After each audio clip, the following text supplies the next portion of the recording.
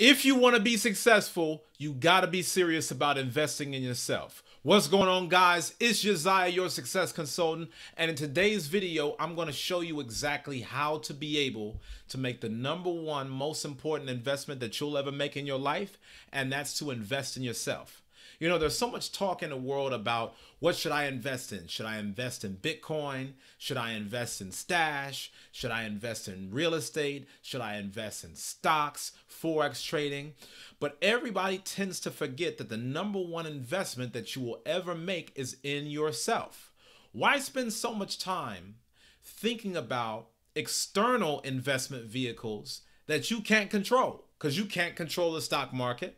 You can't control the housing market. You can't control any other type of industry, but the #1 thing that you can control is yourself. So as always, we're going to hop into 3 key points that you need to get down in order to be able to accomplish this goal. Don't forget to subscribe. First and foremost, you got to be able to develop your strengths. You can't invest in yourself if you don't take the time to understand what your strengths are. So, what are your strengths? Don't just look to yourself to find this answer. What you should do is, you should ask the top 5 people that you spend most of your time with, whether they be your friends, whether they be your family members, whoever that you spend the bulk of your time with. Speak to the top 5 people that you have in your circle and ask them flat out, what things am I good at doing and what things am I not good at doing? Because you want to be able to focus solely on doubling down on your strengths so that way you can get ahead as quickly as possible. If you try to take your weaknesses and you try to turn all of your weaknesses into strengths, it's going to take so much time for you to be able to do that, even if you could, because not every weakness that you have is going to be a strength. In some areas, you're only going to be mediocre at best if you were really poor in one specific thing, okay? So the first thing that you need to do is you need to focus on developing your strengths. Maybe somebody might tell you, you know what? You're really good when it comes to public speaking. Maybe you're really good when it comes to writing.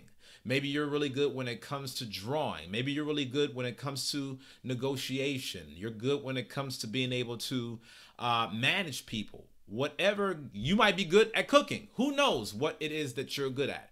But you got to find out from other people what are your top strengths. Because the reason why you want to focus on other people also is because you want somebody outside of yourself to be able to tell you what value you're giving to the world. You may think in your own mind that you're so good at things, but guess what? If nobody else appreciates that, how are you ever going to be able to turn it into a business? How are you ever going to be able to really turn it into a skill that's actually going to make you profitable in the eyes of the market? You need to be able to speak with people that are close around you because they're giving you a window into what other people are paying attention to and what other people are want, okay? Things that other people want, you're going to be able to satisfy with the value that you give to them. And that's what being effective in business is all about. Let's talk about #2. You want to have invest in yourself goals, okay? Make sure you take that down. You need to be able to have investing in yourself goals. So what does that mean? You need to be able to have a regular routine on how often you're reading books that's helping you actually advance your career, learning the top bits of knowledge that you need to get to be in more higher demand. What do you need to know today to put you within the top 5% of people in your industry? Okay. The first thing that you need to think about is, well, what books are out there that I could find on maybe my industry? So maybe if you're trying to figure out, you know, how can I become a better blogger? Maybe you're thinking about starting an online business. Well, check out a blog on it, or check out a book. Go to Amazon.com, search out the top rated books on blogging, and that'll be your start. Maybe you're deciding right now that you want to become an engineer. and you're thinking about, well, should I go to school? Should I get a certification? You need to start breaking down different tiers of learning because you're going to learn in different ways. I'm going to give you a prime example of this. You should have different schedule blocks in place for how often you read, how many conferences or seminars that you attend, how many mentors that you take on in your respective area of business. And also, one of the things that you really want to think about, okay? And this is important. You want to think about how much time you're spending every single day actually applying the knowledge in the marketplace. It doesn't mean anything if, you're just learning all of this stuff and you're reading books and, you're taking courses. That's another one, taking courses. You need to be thinking about, okay, are you going to take one course a year? Are you going to take one course a semester? What type of courses are you going to take to actually enhance your skill set and enhance your understanding? Because you cannot be more valuable until you understand how to be more valuable to the world through your skills and through the systems that you create. Okay? So again, once you've identified these things, this is when you need to put it into play. This is when you need to put it into practice. It's not enough to just read a book once a month or once a year, or once a week. You need to be able to take everything that you learn from that book to be able to help grow you professionally or grow you financially. And you need to be able to take the information and apply it in your life. Knowledge is not power. I'm going to say that again. Knowledge is not power. Applied knowledge is power. It doesn't matter if you know everything under the sun. If you ain't doing nothing with it, you're staying stuck at the bottom, okay? That's not helping you get ahead. That's not helping you get successful in the least bit. What you need to be able to do is you need to be able to take the knowledge that you're getting through some of the top experts in the world, and you need to start putting the disciplines of it into practice in your own life, okay? So focus on that applied knowledge. Make sure, again, top 3 recap. What you want to do is you want to be able to determine your strengths. You want to be able to find out about what are some of the top things that people tell me I'm really good at doing. Maybe you think that you're really good at one thing, but in actuality, somebody says, you know what, maybe that's more of a weakness.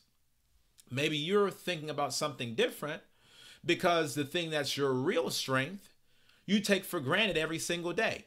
It comes so naturally and so normal to you, you don't even recognize that people all over the world would actually kill for the talent that just comes like second nature to you. So you need to be able to reach out to your inner circle, and you need to be able to understand your top strengths. You need to understand your strengths and your weaknesses, so that way you know which areas you should focus on more and which areas you should focus on less. Now, one of the things that I like to do personally with developing your strengths is maybe pick 1 or 2 different top strengths that people tell you about the most. You'll start to notice different patterns. People are going to tell you, okay, you might have 5 friends, and if 5 friends all tell you that you have the exact same gift, start investing on that immediately. Or you might have another gift that people tell you is a close second. You need to start investing in that as well. So I would take the top 1 or 2 gifts that people really tell you that you have, and then that's when I would get to the second step, which is investing in yourself. Creating a schedule of investing in yourself. Creating an invest in yourself goal system, okay? So the goal system should consist of how many books you're reading, when it comes to you being able to get good at your gift, to hone your gift, hone your craft, right? How many conferences are you attending where the top performers in the world in your specific industry are attending? This is going down every single year. You need to be there because you need to find out the latest cutting edge research that's going to be at those conferences.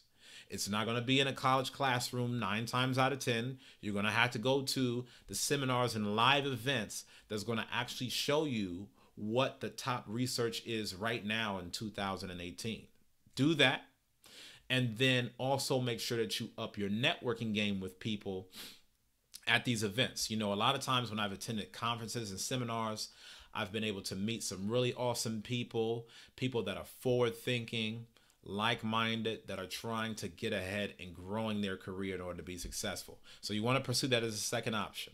Third, you want to be able to start getting some applied knowledge. Now, why am I talking about applied knowledge? This comes from the book, The Slight Edge, where the author was talking about how you got to be able to have learned knowledge and you got to be able to have applied knowledge. See, all the knowledge that you're going to get is not going to come through a book.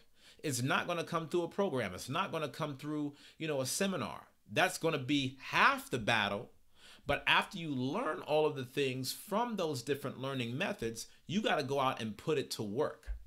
And I would rather take somebody that's only learned one thing, but you apply it extremely well, than for you to learn a billion different things and you find yourself in a situation where you're just hoarding it in your mind and you never actually do anything with it. And you just keep talking about it and talking about it. And it's a good idea and it's something that you're going to do. And, oh, I'll do this next year. Oh, I'll do this tomorrow. It never actually happens. You got to get in the game to get things done. Okay? So right now, I want you to leave me a comment and I want you to tell me, I'm going to invest in myself. I'm ready to invest in myself. Leave me that comment. Let me know I'm ready to invest in myself. Okay? And if that's true, guess what I need you to do? I need you to go ahead and click the link below so that way you can get into the Empire Builder, which is going to be showing you step by step from me how to be able to invest in yourself, how to be able to think about, you know, when should you get out of debt? When should you get a better career? Should you think about starting your own business? When should you think about having your own income streams, multiple income streams, maybe some passive income streams? You got to know about all of these different elements as you're trying to be able to get ahead. And I want to be able to help you do that step by step. So click the link below, get into that Empire Builder, and I'll see you guys on the next video. Take care.